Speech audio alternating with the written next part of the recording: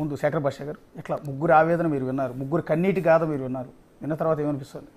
Sir ఒకటి వాళ్ళకి వెంట అవుట్ లేదు, అంటే వాళ్ళ బాధలు చెప్పుకుంటే వినేవాడు లేడు సార్. ఒక మీడియా వినదు మీరు చెప్పినట్టు, ఎవరు పట్టించుకుంటాడు, అది న్యూసే కాదు.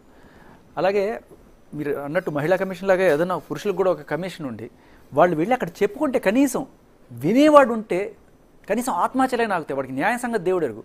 వినేవాడు ఉంటే వాడు బాధ బయటికి రావాలి ఫస్ట్.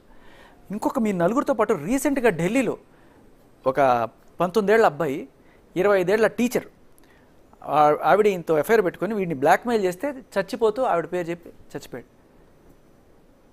ఇలా ఉంది పరిస్థితి. అంటే లిటరల్లీ కొంతమంది డబ్బుల కోసం బ్లాక్మెయిల్ చేసేవాడు. మీరు ఇప్పుడు దాకా చూపించింది భార్య బాధితులే, బట్ ప్రియురాలు, ప్రేయసి బాధితులు, చట్టం బాధితులు, బేసికలీ వీళ్ళు చేసేది ఏంటంటే చట్టం పేరు చెప్పి బెదిరిస్తారు. కేసులు పెడతాం, 493, 68, 69 ఈ కేసులు పెట్టి డబ్బులు గుంజడం, ఇలాంటివన్నీ కూడా. దానికి సెటిల్మెంట్కి పోలీసులే కొంతమంది వచ్చి పంచాయతీలు చేయడం, నీకు 2 కోట్లు ఇప్పిస్తాం, నాకు ఎంత ఇప్పిస్తావు, ఇలా మాట్లాడుకొని చేసే పంచాయతీలు. సో లిటరీ ఇది ఒక దందాలాగా తయారైపోయింది. నిజానికి ఆ చట్టాల వల్ల ఎంతమంది మహిళలు రక్షించబడుతున్నారు అనేది మేబీ 1% కూడా ఉండకపోవచ్చు, కానీ ఇది చక్కగా దందా చేసుకోవడానికి ఉపయోగపడుతుంది. సో ఇది పక్కన పెడితే మగాడు నాకు అన్యాయం జరిగిందని చెప్పి వెళ్ళి కేసు పెడితే తీసుకునే పరిస్థితి లేదు ఇవాళ. ఒక ఆడదాని వల్ల నాకు అన్యాయం జరుగుతుంది అని చెప్పి వెళ్తే అవ్వదు కేసు.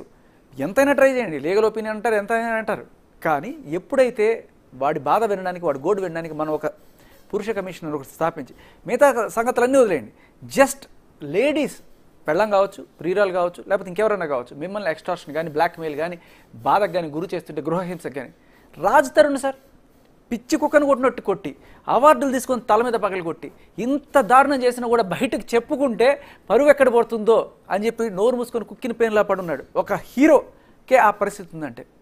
అండ్ ఆ తర్వాత మీరు ఇప్పటిదాకా మీరు చెప్పిన మాట, ఈ మస్తాన్ సాయి ఎవరైతే మొన్న అరెస్ట్ అయ్యాడో అతను కూడా ఈ లావణ్య బాధితుడే.